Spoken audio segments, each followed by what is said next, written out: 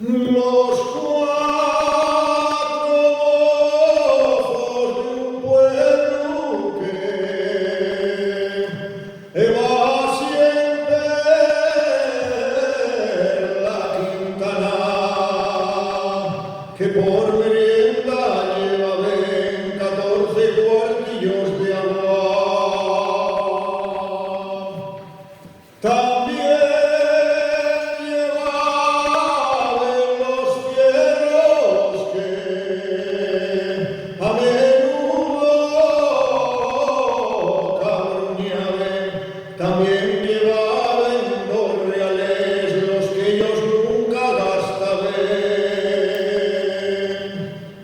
El día Nuestra Señora,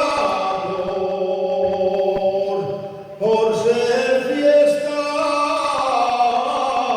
muy nombrada, vacia y mozones de verga, eso de la orilla larga. ¿Quién fue?